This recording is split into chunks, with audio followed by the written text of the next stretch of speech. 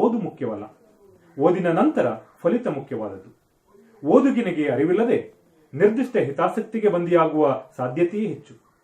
ಹಿಂದೆಂದಿಗಿಂತ ಈಗ ಈ ಓದಿನ ನಿಯಂತ್ರಣ ಹೆಚ್ಚಾಗಿರುವುದನ್ನು ಗಮನಿಸಬೇಕು.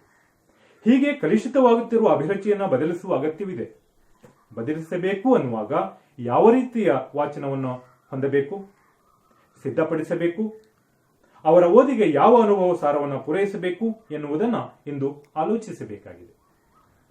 ಇಂತಹ ಪ್ರಯೋಗಗಳು ಇಂದು ನಾಡಿನಲ್ಲಿ ಹಲವು ಕಡೆ ಸಣ್ಣ ಪ್ರಮಾಣದಲ್ಲಾದರೂ ಪ್ರಾರಂಭ ಆಗಿರುವುದನ್ನು ನಾವು ಕಾಣಬಹುದು. ಪುಸ್ತಕ ಪರಿಚಾರಕ ಕೆಲಸವನ್ನ ಈಗಲೂ ಅಲ್ಲಲ್ಲಿ ನಡೆಸಲಾಗುತ್ತಿದೆ. ಉದಾಹರಣೆಗೆ ಕೆಲವು ವರ್ಷಗಳ ಹಿಂದೆ ಉತ್ತರ ಕನ್ನಡದಲ್ಲಿ ಚಿಂತನ ಉತ್ತರ ಕನ್ನಡ ಎಂಬ ಸಂಸ್ಥೆ ಜನ ಸೇರುವ ಪ್ರದೇಶದಲ್ಲಿ ಪುಸ್ತಕದ ಮಾರಾಟವನ್ನು ಹಮ್ಮಿಕೊಂಡಿತ್ತು. ಮದುವೆ ಮನೆ, ಬಸ್ ನಿಲ್ದಾಣ, ಮುಂಜಿ ಮನೆ, ಜಾತ್ರೆ, ಹೀಗೆ ಹಲವು ಭಾಗದಲ್ಲಿ ಚಿಂತನದ ಕಾರ್ಯಕರ್ತರು ಹೋಗಿ ಅತ್ಯಂತ ಕಡಿಮೆ ಬೆಲೆಯ, ಅತ್ಯಂತ ಚಿಕ್ಕದಾದ ಮತ್ತು ಆ ಕಾಲಕ್ಕೆ ಅಗತ್ಯವಾದ ಪುಸ್ತಕವನ್ನ ಮಾರಾಟ ಮಾಡುವ ಕೆಲಸದಲ್ಲಿ ತೊಡಗಿಕೊಂಡಿತ್ತು. ತಳ್ಳುಗಾಡಿಯಲ್ಲಿ, ಮನೆ ಮನೆಗೆ, ಅಂಗಡಿಯ ಮೂಲಕ, ಹೀಗೆ ಹಲವು ರೀತಿಯ ಅವಕಾಶಗಳನ್ನು ಅದು ತೆರೆದುಕೊಂಡಿತ್ತು. ಒಂದೊಂದು ಪುಸ್ತಕದ 16,000 ಪ್ರತಿಗಳು, ಒಂದು ವರ್ಷದಲ್ಲಿ 3-4 ಲಕ್ಷ ಪುಸ್ತಕಗಳು ಉತ್ತರ ಕನ್ನಡದಲ್ಲಿ ಮಾರಾಟವಾಗುವ ಮೂಲಕ ಓದುವ ಸಂಸ್ಕೃತಿಯನ್ನ ಅದು ಬೆಳೆಸಿತು.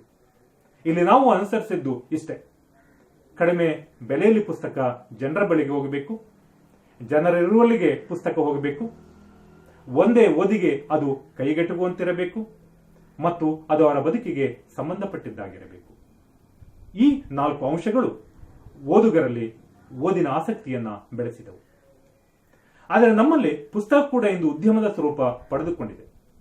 ಗ್ರಾಹಕ ಕೇಂದ್ರಿತ ಮನಸ್ಥಿತಿಯನ್ನು ನಿರ್ಮಿಸುವ ಓದು ತನ್ನ ಉತ್ಪಾದನೆಗಳಿಗೆ ಮಾರುಕಟ್ಟೆ ಸೃಷ್ಟಿಸುವ ಕಡೆ ಕಾರ್ಯಪ್ರವೃತ್ತ ಆಗಿರುವುದರಿಂದ ಅದು ಯಾವುದೇ ಪ್ರತಿರೋಧವಿಲ್ಲದೆ ತೀರಾ ಬೋಳೆಯಾದ ಓದುಗರನ್ನ ಸೃಷ್ಟಿಸುತ್ತಿದೆ. ಆದರೆ ನಮಗಿಂದು ಬೇಕಾಗಿರುವುದು ಪ್ರತಿರೋಧಿಸುವ ಗುಣವುಳ್ಳ ವಾಚಕರು. ಅರ್ಥಪೂರ್ಣ ಪ್ರತಿರೋಧ ಯಾವತ್ತೂ ಜೀವಂತಿಕೆಯ ಲಕ್ಷಣ. ಜೀವಂತಿಕೆ ದೇಶ ಕಟ್ಟುವ, ಬದುಕು ಕಟ್ಟುವ ಕಡೆಗೆ ತುಡಿಯುತ್ತಿರುತ್ತದೆ. ಹಾಗಾಗಿ ಓದುವ ಸಂಸ್ಕೃತಿಯು ಎಲ್ಲವನ್ನೂ ಪ್ರಶ್ನಿಸುತ್ತಲೇ ಸ್ವೀಕರಿಸುವಂತಹದ್ದಾಗಬೇಕು.